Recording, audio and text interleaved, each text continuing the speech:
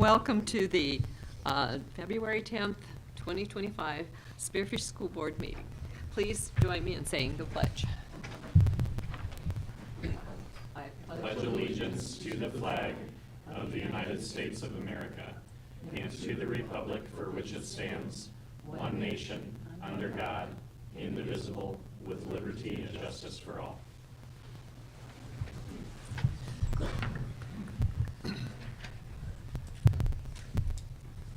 This time I call for a motion on the agenda. Move to approve. Second it. All in favor, say aye. Aye. All opposed, same sign. It's passed.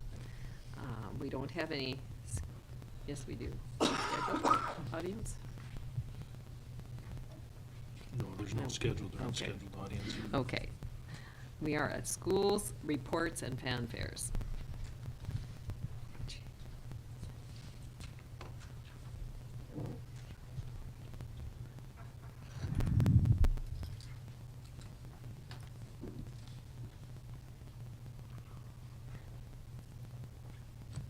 Chuck, there it is. Not the microphone type. Welcome. First of all, thank you for your service. We give you one night a year with meat and cheese to say thank you for public service, so thank you. And I appreciate the meat and cheese too. On behalf of Mountain View and West Elementary, I'm just going to give you an overview. I'm not going to use the presentation software because I sent the Google slide deck to you in advance.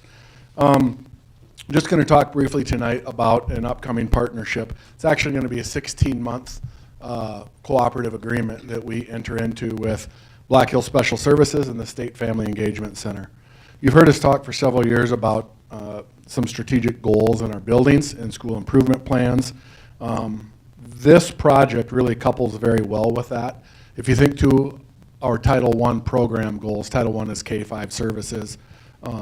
This program we will implement at West, and I'll explain to you why, with the ability to replicate the process at other schools. But we have three goals annually that we address through our Title I plan. One of those goals is to focus on an increased meaningful family engagement with the goal of increased learner outcome. We hear oftentimes from parents, and later on tonight we'll talk about some survey and perception stakeholder data. Parents want to be informed. They want to be partners, especially at the primary level, of understanding what's happening in school, learner outcomes in school, and how can they work with the teacher, work with the school to better impact their child's learning trajectory. This program really couples with that. Got a red light, whatever that means.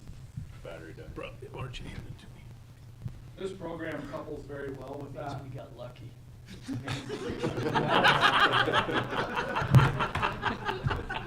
If I can refer you to the hospital work environment.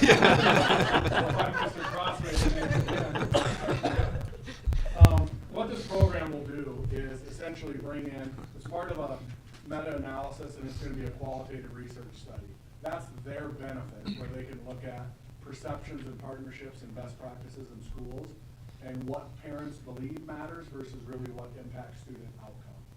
We know that parent involvement matters. We know that parents are the children's first teacher. We know that what happens in the school, especially the younger the child, can be bolstered with parent involvement and parent reinforcement of those skills. The tricky part to this program and a challenge with our school structure is that we have to have the same pre and post test data set. Ideally, we will start this process, gain parent perception. There's a survey instrument I'll refer to. We've really been survey heavy with parents. Many of you at this table will say, haven't I already done this? So we have very intentionally deferred this work to start in January and February after the fall work for CONI, after our accreditation and continuous school improvement work. We did that for a few reasons. We don't want survey apathy. We don't want parents to say, did I just do this? And we want to make sure that when we have parents engage in this, it's meaningful. So we've identified we are going to invite 24 families with the goal of landing on 15, and we may well have all 24 wish to. We will invite 24 families to engage in an actual walkthrough in the school on April 30th. That walkthrough will fall under the framework that's defined by Black Hills Special Services and the State Family Engagement Center, using some key metrics, all the way from the signage from when you enter the parking lot to multilingual information provided by the school to really what is the perception and the feeling that parents get not just when they enter the school, but with all of the other efforts that a school district makes. The subgroup for that will be between 15 and 24 families. And the challenge, obviously, when we have grade level buildings, Mountain View isn't even a qualified site because ideally you'll do your fall survey, or in our case, winter survey. You'll do your walkthrough. You'll harness some feedback to identify perceived areas of opportunity, perceived areas of strength. Then we'll do some action planning with them, and you'll see in the details of the documents I shared, it's going to be pretty labor intensive. Our staff really talked about, is this one more thing, or does it complement the work we're doing? Hands down, we believe it will complement the work we're doing because it will couple with our strategic plan goals of parent engagement. It fits really nicely with the Cognia themes that emerged regarding creating and improving increased opportunities, as well as the quality of opportunities for parental engagement. And then what it will do, we hope in time, is inform maybe changed practices that our school can implement. Some of them will be unique to us, don't know what those will be, that's why we do the process. But some of them will also just be best practices we find from around the state. Things that this meta-analysis will look at, parent perception regarding the openness and accessibility, ranging from things like parent-teacher conferences to how handbooks are distributed, e-access and multilingual access to key documents, and really all the processes that teachers and schools and our system will do with families. We've looked at this closely. We think it will marry really well, not just to support the strategic plan that runs 2021 to 2026. It really complements the findings of the Cognia perception and standards. And so our parents who commit to this, we are focused on first grade families who will then be able to come back and look at implemented change and practices at the end of the second grade year. So starting right now, February 13th is when our letters go out to families, giving an overview of the family-friendly walkthrough.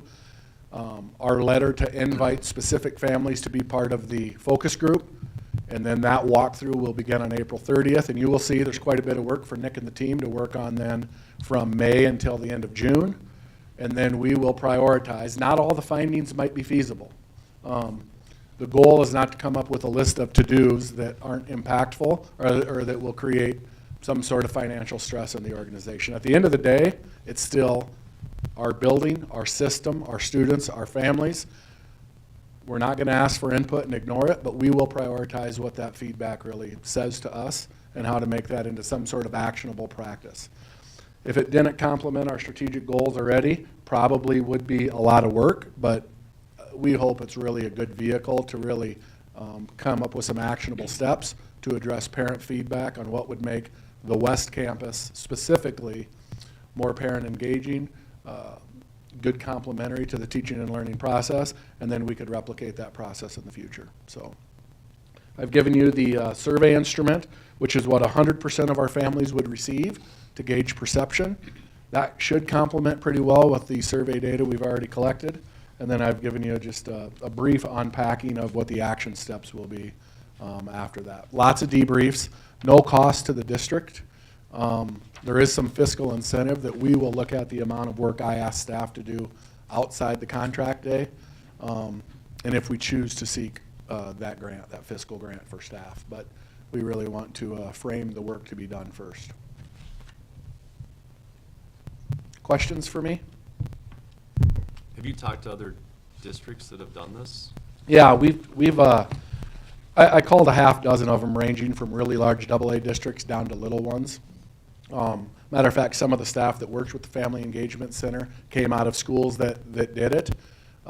Feedback ranged from it affirmed some of the good things we're doing to really help bring some the parent lens to what we thought was pretty good. You know, the reality is the parent perception is their reality, and so the goal would be to give parents a framed way to give anonymous feedback, and then take that and make changes. One school district I spoke to said, you know, Nick, we found 2-3 things, but a lot of it really focused on our lack of paying attention to multilingual family engagement and what it means when they enter our building, and the lack of multiple signage.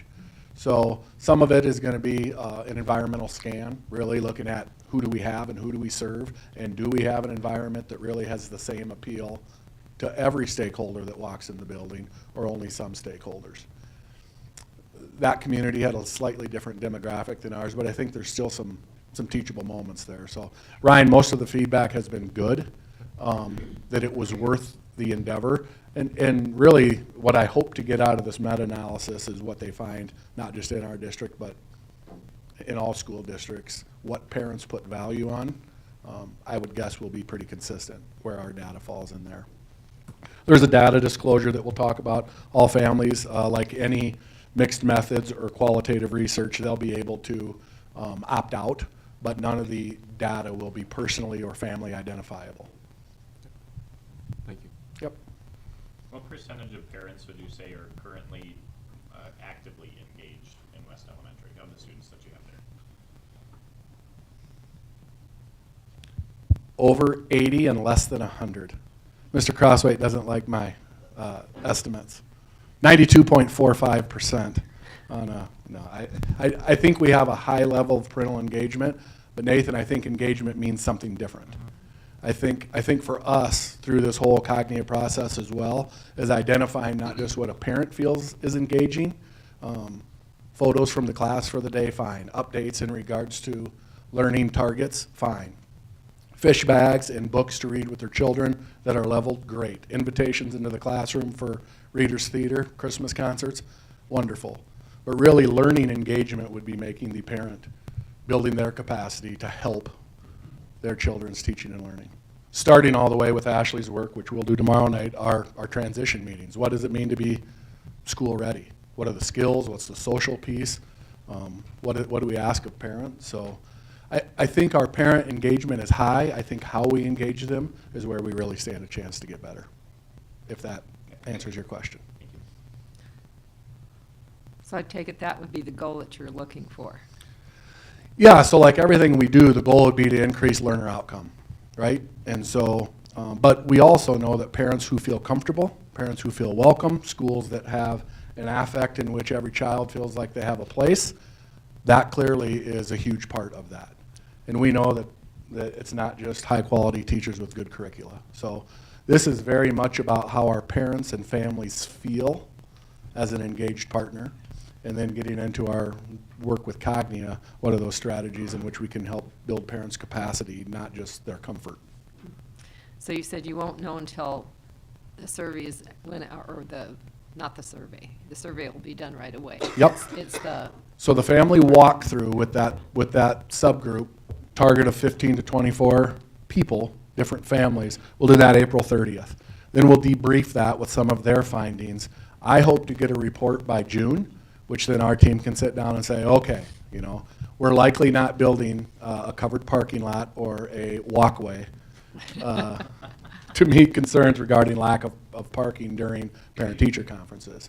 So again, it'll go back to here's the areas that we've identified. Which one of these will have best, most immediate impact? Which ones of these might need to fit into a longer, maybe a facility conversation versus a programming conversation? So I would expect that by the time we present to you a building improvement plan, which we do annually next fall, you're going to see some research-based, some family-friendly walkthrough-based strategies in our building improvement plan based on that walkthrough. thank you. You're welcome. Any other questions? That's it. Thank you very much. Thank you. Thank you, Mr. Gottlieb. Moving on, there's no conflict of interest waivers to be had, so we'll go to the superintendent update. Yeah, just a few things here. As you know, we have our cognitive review coming up on March 3rd and 4th. As part of that, we need board member interviews. All are welcome. I would like to have at least 2, though. So I'll be sending out an email to, I thought they already had one. Alicia is down for it.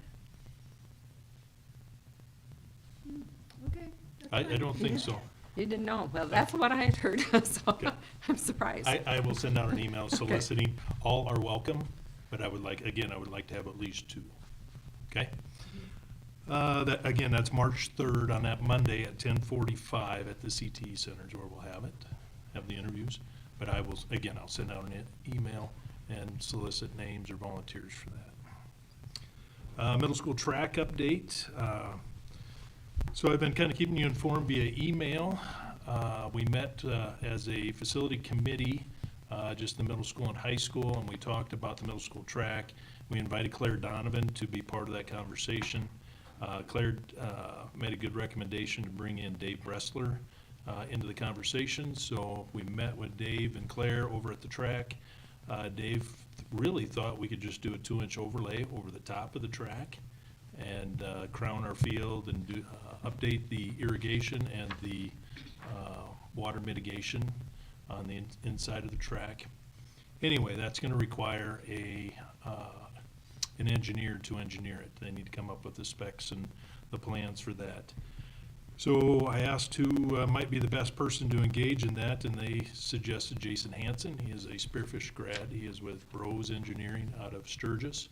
So I met with Jason on Thursday and told him kind of what we were looking for in the scope of work, and he thought he could do that, and he was going to come up with a proposal to engage his services. In those services, he would come up with some different ideas as far as track options, and then come up with some cost estimates. And then if we proceed, then he'll design the plans. So at our March board meeting, I hope to have that proposal from Jason. February 14th in service this Friday. All board members are welcome. You can attend the breakfast and the keynote is Sean Cavell. And if you've heard Sean speak, he is an awesome speaker, so looking forward to that. But anyway, breakfast starts at 7:30, keynote at 8:15, and then the breakout session. So if you would like to be a part of any of that, you're certainly welcome. Last thing I have is the 26-27 school calendar. Following this meeting today, I will be sometime this week, I'll be sending out that calendar to my advisory committees. Again, the 26-27 calendar. And it's just a draft calendar right now. Have them solicit feedback from the staff in their buildings, and then we'll talk about it at our advisory meeting at the end of the month. So hope to have a draft calendar in the board for first reading at your March board meeting. Last thing I have, we talked a little bit about it. It was a great presentation by Jack to the board, the high school student body president, but I just want to read this quick. The week of February 17th through the 21st is South Dakota School Board Recognition Week. We celebrate it tonight because we don't have a school board meeting next week, so it is actually next week, the 17th through the 21st. Our district joins districts statewide in celebrating our school board members' dedication and service. We thank the board members for their tireless work and encourage staff, students, community members to express their appreciation for these dedicated public servants who connect our schools and our community. Thank you. Thank you. That's all I have. Okay, thank you for your report, too. We're moving on to the action items. And I think we're going to do these individually. A is to approve a transfer remaining CTE Center Construction Fund balance to capital outlay and close the CTE Center Fund. So at this time, I'd like a motion. Move to approve. I'll second it. Okay, at this time, is there any discussion on that? If not, all in favor say aye. Aye.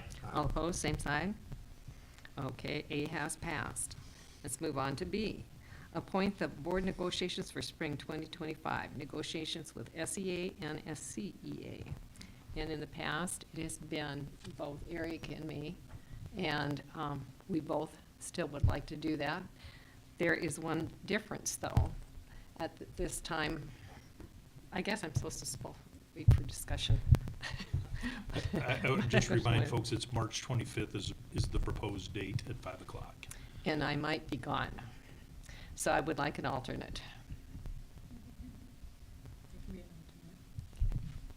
So I this, move that Ellen and Eric would be the board representatives for negotiations, and that Alicia would be the alternate if Ellen is not able to make it. I'll second. okay. All in favor say aye. Aye. Aye. All opposed, same sign. Okay. What time is that at? Just I'll put it. 5. 5. And you said that was March 25th, right? Right, yep.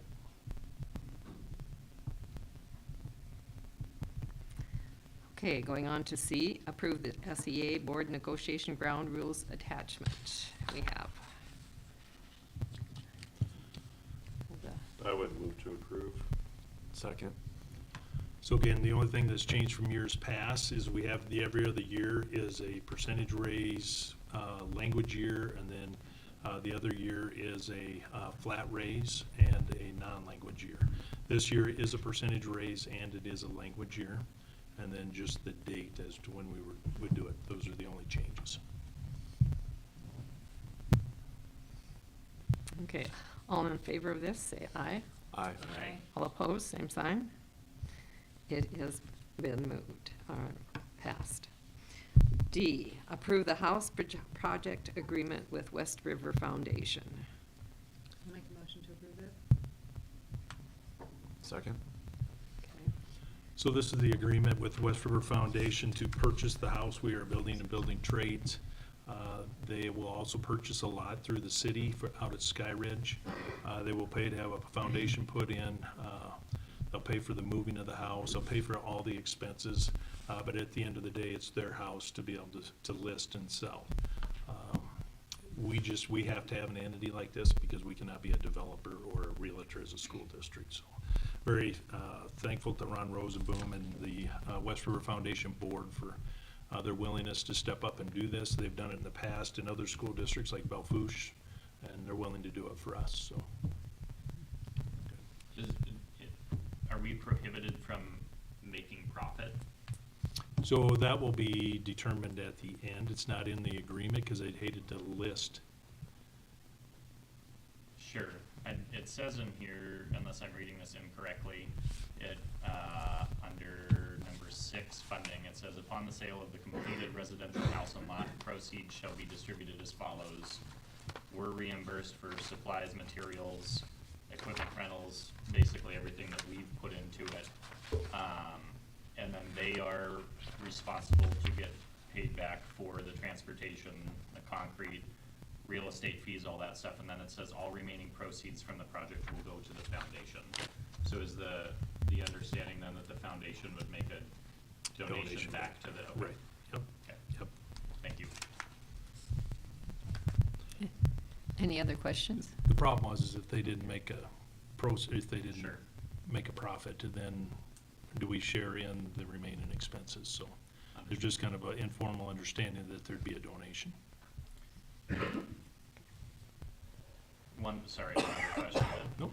is maybe inconsequential. Is there any sort of language that we could exercise to encourage them to sell it to an educator who is in need of housing? I realize there may be some sort of fairness agreement with the MLS and real estate, but it would be nice to see. And you know what, I initially thought that and wanted that, but both their attorney and our attorney thought that there would be an issue there, that if the right person was not able to buy the house, you know, what kind of criteria do we set up, and that there might be some type of challenge or suit brought against us for not following through. So both attorneys thought that that was Okay. not a good idea. It probably violates fair housing agreements or something too. I just wasn't sure, so, Good. thank you. Yep. Any other questions? Great. If not, say aye to pass it. We haven't, I said it wrong, I know. That's the way it goes. All in favor, say aye. Aye. Got it. All opposed, same sign. Okay, it's passed.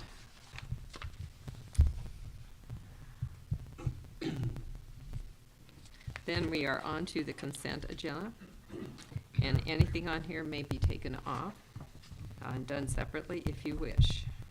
Move to approve as presented. Second. Any questions about it? If not, all in favor say aye. Aye. All opposed, the same sign? Okay, it is passed. We are now, Can I interrupt really Sure. quick? now that that is passed and you've approved everything on there, I'd like to congratulate Mr. Sumners for being selected as the new Creekside Elementary Principal. Congratulations.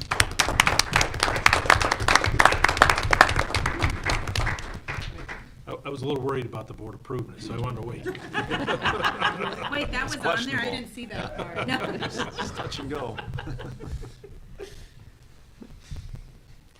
Okay, we're on to the discussion part. And our first discussion is a recommended technology purchases for 2025-26. And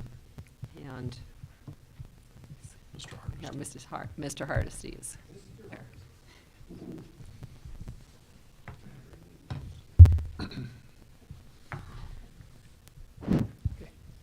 All right, good evening. I'm just going to go over the summary that you guys, that I sent real quick, or you can stop and ask me questions anytime right through this.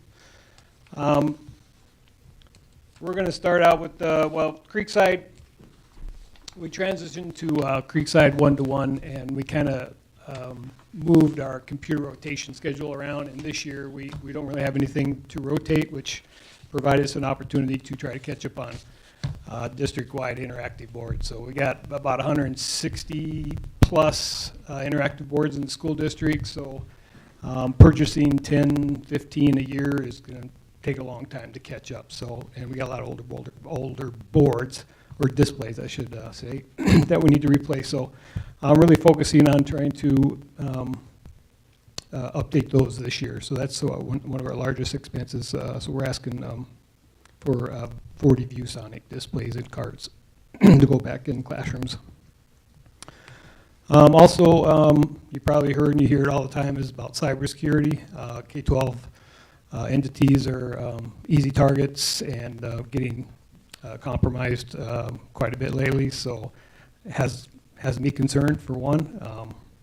It's not pretty much if, it's kind of when at this point. So been looking at some better tools that we can afford to implement to add to what we currently have. One is some DNS security through iBoss that actually uses CISA and the NSA DNS servers. Only a few people can actually use those DNS servers, so that's an opportunity for us to try that out. EDR is endpoint data and recovery, and it basically just logs all the activity on the devices, so it's not really content filtering anything, it's looking at logs to make sure nothing's being compromised. And Barracuda gave us a great price on implementing that for the staff devices. We can't afford all the devices, but we're going to start out with the 300 staff devices. We got our 3-year Barracuda spam filter renewal. 3-year Barracuda security awareness. Currently we use KnowBe4 for security awareness training. It's a great product. I think everybody probably doesn't like it, but everybody's getting a lot smarter on emails. I mean, really our biggest security threat is the end user, sorry to say. But you click on something, give a user account, I can't stop that. We can put firewalls in and put all the security software on. But the end user that really is our weakest point. So, however, KnowBe4 is about $16,000. It's gone up in price, and we're going to move to the Barracuda. They're providing it at $6,000. So, so we're going to move that way. 60 Smart Notebook license. That's just we're going to do this every year. Have a survey and see who's actually using that software until we get everything migrated over to the ViewSonic devices.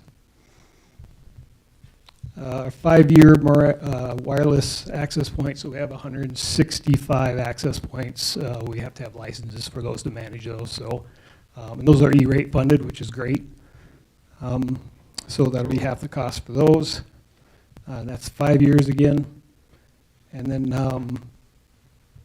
to go along with those ViewSonic displays, we're going to buy the document cameras that go with them. So the current smart interactive boards, they have their own document cameras, but they're $700 a piece that go with them. With the ViewSonic, they're $150 better quality. Actually, they're smaller, the picture's better quality, a lot less cheaper. So as we move the displays, then we'll replace those document cameras so they're compatible. And then we just have our yearly license renewals for Microsoft Office, Incident IQ, Adobe's wireless client, backup, Screencastify, eFax, and total is just under 225,000. So, any questions? No? You want to ask about Barracuda or iBoss or anything? Sounds amazing. Ryan would like to volunteer Yeah. to go through the training. Okay.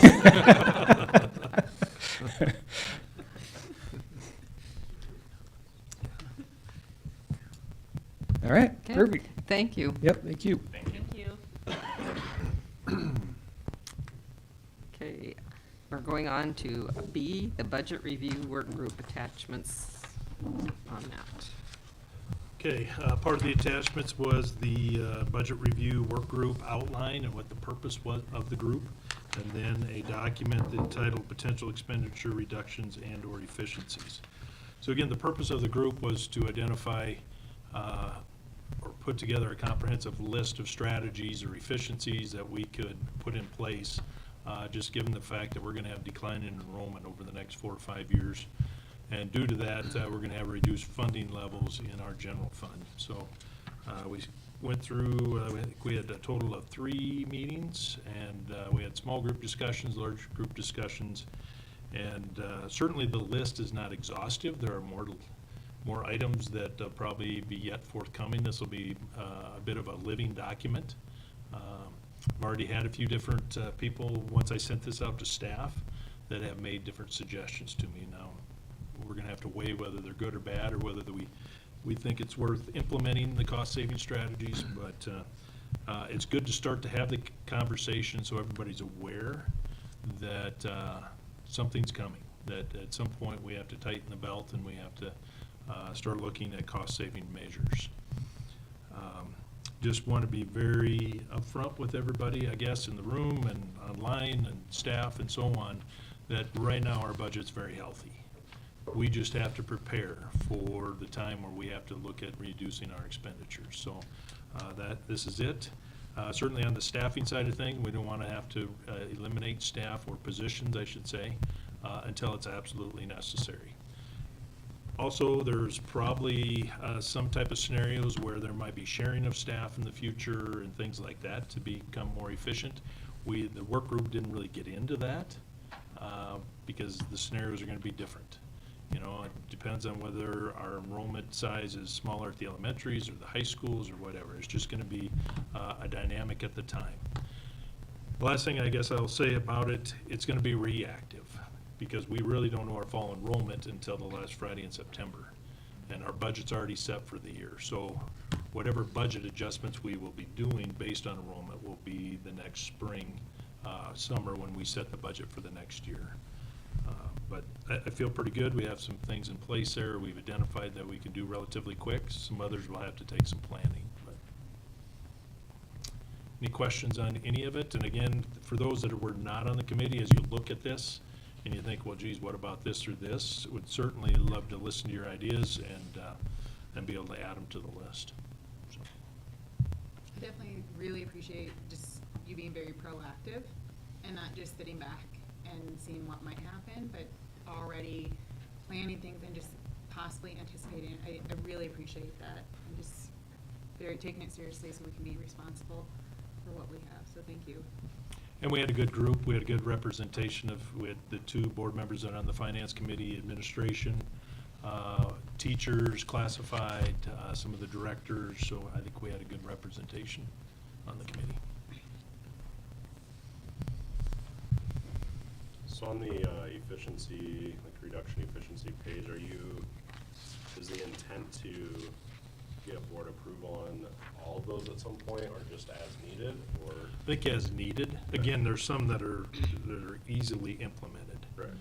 There's others that are going to take some more.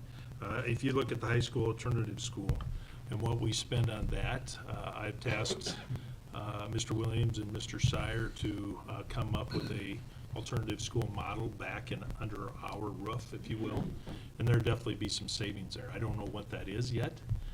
They're still in the planning stage of that, but there'll be savings.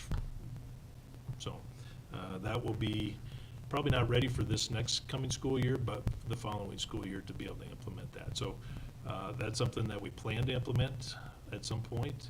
It just probably won't be this next school year. But there are some things in here that if we needed for next school year, we could implement. Okay. Any other questions? If not, we'll move on to C, cognitive survey results. So before Mr. Gottlieb presents on this, I just want to say a thank you to all the building principals for their time and effort on all the survey results, all the different assessments and so on. But a special thank you to Ms. Main and Mr. Gottlieb. They wrote a lot of the reports, the end reports that were due to Cognia, and just really appreciate their work and time that they put in on that. So with that, Mr. Gottlieb. Absolutely. I will tell you, it's, this is the type of work that is exciting. When you, we talked a little earlier about doing environmental scans, but the reason why we wanted to share this with you this evening, it's a little snippet of a really, really big process in which we have to be pretty vulnerable and be pretty reflective and look with some introspect on areas that we do well and areas that are opportunities. So we wanted. You need the mic. Yeah. Thank you. Yeah, people online can't hear you without it. For the record, Mr. Crossway asked to hear me more. Don't believe that came out of her mouth.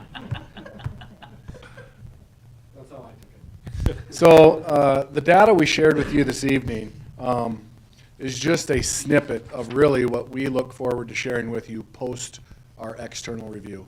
Just as a brief reminder, March 3rd and 4th, bless you, March 3rd and 4th, we will be hosting an external review in which educators and education specialists will come in and they're going to look at our system. Leading up to that process, they will spend, I actually had a brief call earlier today, they will spend days and weeks and hours evaluating the litany of evidence and narratives and reports in which we've crafted and given to them. This is just one small piece, and it's a systems summary of some themes that emerged in these surveys. Real brief, the comprehensive approach to continuous school improvement uses student achievement, stakeholder perceptions, that's how folks feel we do as a system, and then an evaluation of our system against the standards. And we will dive into that much deeper. But the standards for what good schools do is like lots of standards. It's the highest litmus in which you can be held. Oftentimes organizations will compare ourselves to ourselves. We might not be where we wish to be, but we're better than we used to be. Kind of that feeling. We might compare ourselves to our neighbors. Might not be where we wish to be, but we're doing great, or we're struggling in comparison to, go ahead and fill in the blank. But really, when you consider yourselves against the standards, the standards are the metrics of excellence in which what good schools do is not rocket science. It is pretty well defined. There's plenty of research on here's what good schools do. That's a set of 30 system standards. The perception summary you have is based on a perception survey. We actually gave 17 instruments. If you were to look at the instruments we gave, trying to boil this down in a real easy read is tough. These are some systems themes. In the coming months, you will see a building-specific unpacking of what parent perceptions, student perceptions, staff perceptions, and teaching perceptions were. We surveyed, as you can see on there, 334 households were represented in our parent stakeholder feedback, 1,386 students, and 158 staff. The student surveys start at the 4th grade. This window opened the 3rd week of October, and it closed November 27th. From the time the window closed, school administrators took a little time over Thanksgiving and aggregated the data, and then our staff, every single one of them, has had their hands on the raw data, the feedback from all those stakeholder groups. So beginning at Creekside, students participated from 4th grade up, but every 4th through 12th grader had an opportunity to take a student engagement and student climate culture survey. Our parents took 2 surveys, And then our staff took our staff took a survey, and certified teachers took 2, one called a teaching inventory and one called the teacher survey. We gave all the instruments that were given. Our school system has adopted a 2-year cycle, so we will endeavor to do this again in 2 years. The most important part of any survey process isn't simply administering the survey. It's going to be the analysis of the survey and then creating some sort of actionable task in which we determine what to do with that. I'm really proud of our staff. They rolled up the sleeves, and these surveys contain open-ended responses with over 200 respondents per building, in which our teachers dove into them and looked at the things that make us pretty vulnerable on how parents, students, and staff feel. School principals, pretty vulnerable about how parents, students, and staff feel. And we looked at all of them. And so I'm really proud of the work that we've done. In the coming, like I said, weeks and months, you will see building-specific reports. Obviously, it's really hard to harness that in an easy-to-read look. We thought it was important to put this in front of the board before we share this back with our parents. We will start sharing back with our building families and our staff and our students the week of February 21st. Our goal is to share this back out to families, acknowledge and honor the fact that they took time and effort to give us feedback. Here's what the feedback is, and then that perception data, along with student performance, along with the standards of effective schools, and along with observations of the classroom learning environment, will really complement the strategic plan very, very, very well. The wealth of data that we should draw, not just from our internal process and the reflection, but the visit is really coming at a timely opportunity for us to sit back and say, what are the things that we should celebrate? And there's a bunch of them. But then what are those elements of continuous school improvement that we would choose to prioritize? This simply wraps up some themes. And so if you were to look at this, some key strengths, when you see the complementing school reports, some of these themes will resonate. When we look for themes, it needs to be relevant, it needs to be recurring, and it needs to be tied to the reality of our school performances. I've taken surveys before when I've been grumpy and just unloaded both barrels to let people know what I thought. I've also taken surveys where I just wonder whatever happened to my survey data. So it's on our building school improvement committees and principals to engage our parents and disseminate this information. When you look at the key themes and findings there on page 1, what you're going to see is things that came up in a minimum of 2 standards, maybe up to as many as 4 or 5 standards. Not a surprise when you look at maybe the under opportunities, for example, parent engagement via timely communications, shared decision making regarding student progress at all schools. That's an area that we know that we can harness and do better. We saw it, it's relevant, it's related to the work that we see across our buildings, but there's an opportunity of a theme that emerged with at least 2 standards, maybe more, that was across at least most of our buildings. I don't think the strengths are any surprise, and I will just reinforce that. We have a wonderful staff. Our parents, our students wholeheartedly believe that the staff are advocates for the kids, that we have highly capable and competent staff members, and they work hard to meet the needs of students. You'll also see a strength there that we have opportunities and resources, including our technology clubs activities, all the way down to the instructional materials that teachers use. We have a robust support system in which a high qualified teaching staff meets the needs of kids. And then the last one on there I think is a compliment to Mr. Easton and our board as well. The purpose, mission, and vision of our organization focuses on student success. There's several standards under the governance and leadership, leading for learning they call it, that speak to the role of boards and governing authorities and school administration and leadership all the way through an organization. And you'll see there that largely our staff and parents believe that the purpose, mission, and vision of our organization focuses on kids, and we do utilize data, goals, and measured outcomes to determine our effectiveness. I think that is spot on. If you drop down below, you'll see some data highlights. I will tell you, these are represented by individual indicators from our standards. And so really good cognitive tools that allow us to look at strengths, weaknesses, we can prioritize rank. And as you look at things in there, I think I think the things that we celebrate, 81% of our parents believe that their child has at least an adult advocate in the system.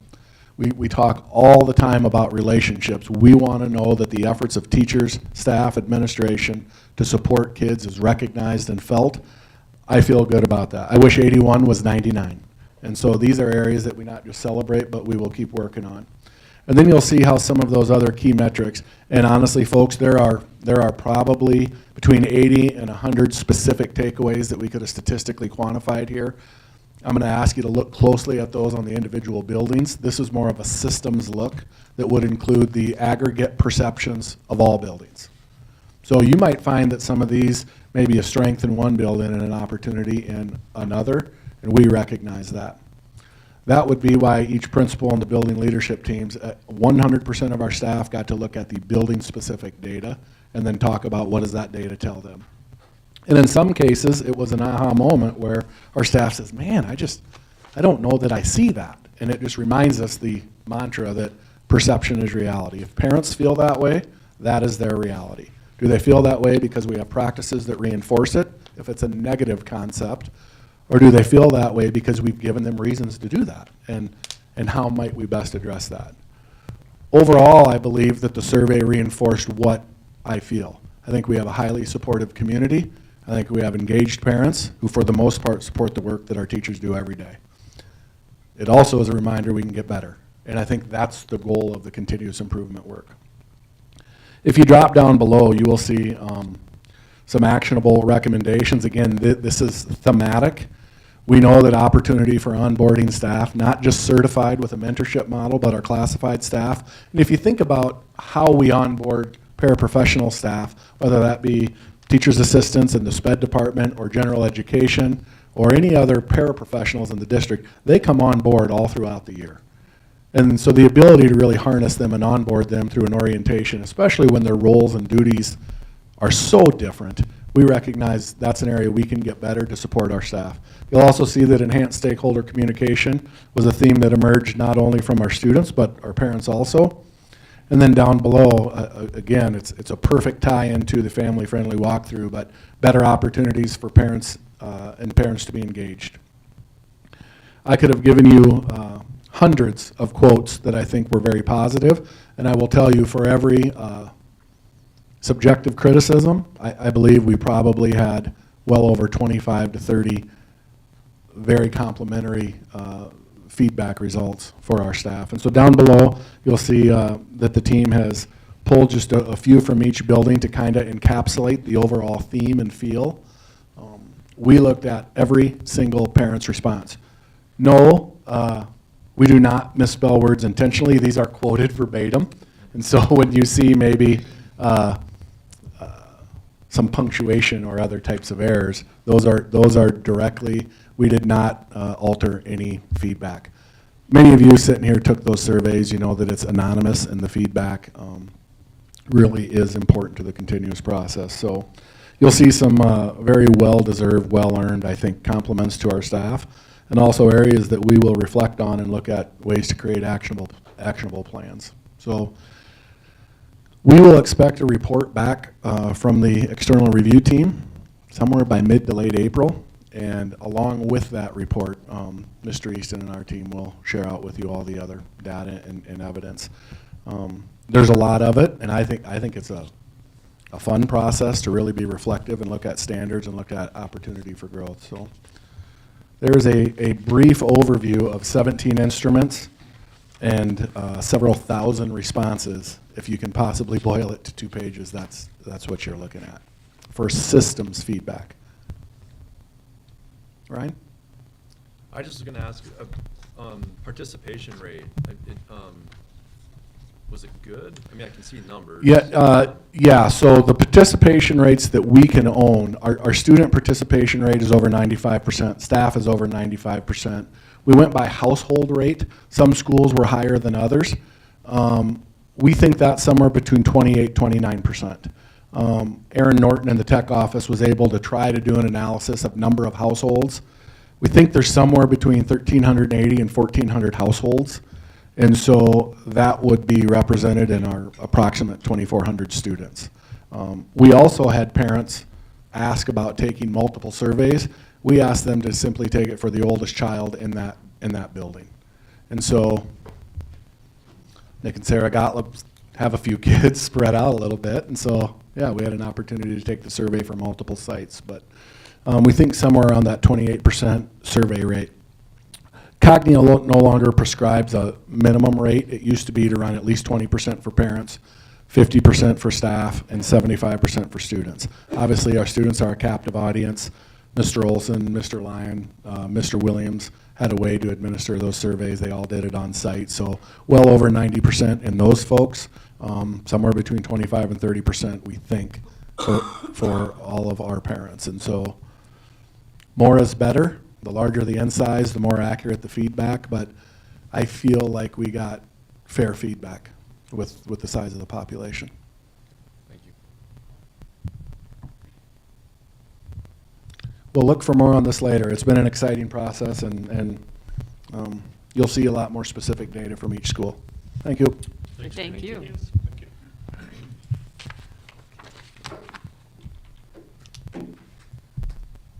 This time we'll move to D under discussions, and that's cell phone policy. Thanks. I've had a few parents reach out in the last couple of weeks with concerns around cell phone usage in the classroom, between classes. I was at lunch with a friend of mine who has a 7th grader at 2 o'clock in the afternoon. We took a late lunch, and his daughter was texting him throughout her entire class period. I've been made aware of some bullying situations happening specifically through Snapchat or Instagram between class periods. I've had conversations with some of our administrators, some of our educators, and long story short, I'm thinking it might be worth our time to discuss some sort of actionable item around a cell phone policy, specifically with cell phone usage by students. I don't think banning cell phone usage is probably a reasonable request. I think that's going to create a logistical nightmare for our administrators and educators. It would probably be unenforceable. But at the same time, I think it might be a good idea for us to look at something that helps students learn the appropriate use of a cell phone. I mean, we're all sitting up here, we're in the middle of a meeting, we don't have our cell phones out, we're not texting, we're not communicating with people outside of where we are right now. I think it's important that students maybe have that reinforced, that while they're in the classroom, their job is to learn and not be texting friends, and that catching up on Facebook, Instagram, and Snapchat will happen later. It doesn't have to happen in the moment. It'll be okay to let it sit for a couple of hours. So I wanted to bring that up to everybody that I've gotten that feedback from parents, and I think, again, I don't know that there's any one-size-fits-all policy that's going to encapsulate everything. There's going to be some difficulty for educators and administrators if we look at a policy, depending on how restrictive it is. I've had some educators tell me that they're happy to handle it in their classroom. Specifically at the high school level, they say if it's a problem, we take it from the kid during the class, and they would rather see local control and be able to have control over their own classroom.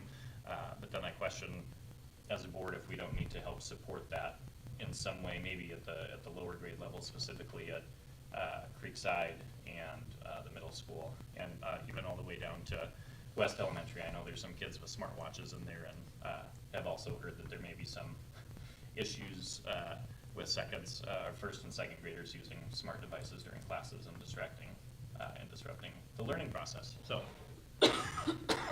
that's what I've learned in the last couple weeks. So Nathan, maybe you and I can sit down and talk and get a better understanding, maybe what perspective or what angle we take on this, and Sure.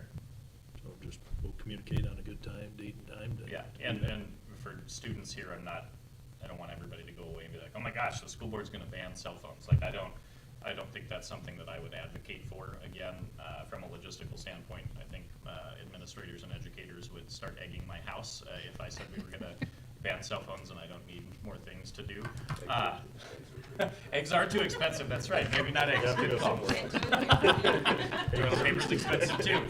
Good luck, maybe we can do that. Just kidding, just kidding. But yeah, I'd love to further that conversation as Teresa and see. Okay. So, thank you. Does anybody else have anything on the cell phone that they'd like to say? I think it's a great idea to look further into it.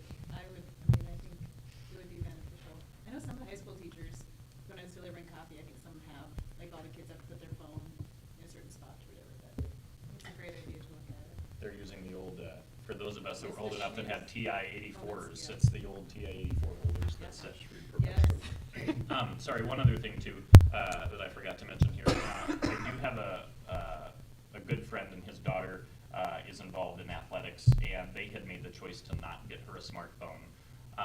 But because of the requirements of the coach that she's sitting under, she had to get a smartphone because that coach only wants to communicate through an app on the smartphone.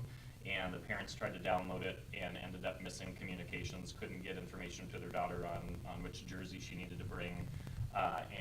The team ended up having to run laps because she'd continually show up in the wrong jersey, and it created a really awkward social situation for their daughter, so they ended up having to take on the expense of getting her a smartphone so she would be able to handle that. That's something that may be easier fixed with the policy, and again, I understand for coaches, it's difficult sometimes to.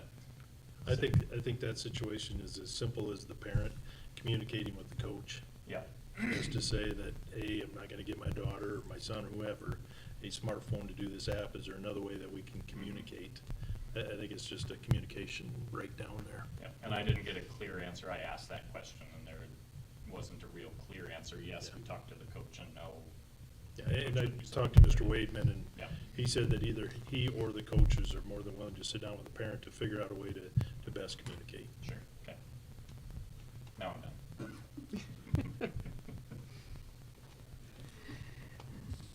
Okay, if there's no more questions on that, let's go to the minutes.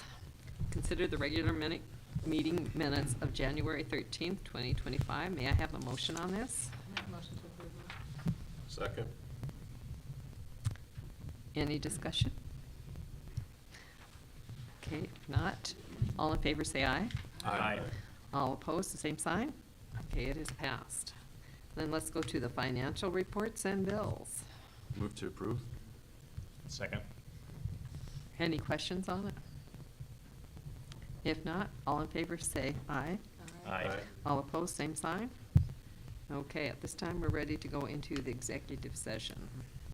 I move we go into executive session underneath the South Dakota Codified Law 1-25-2, paragraph 4, preparing for contract negotiations or negotiating with employees or employee representatives.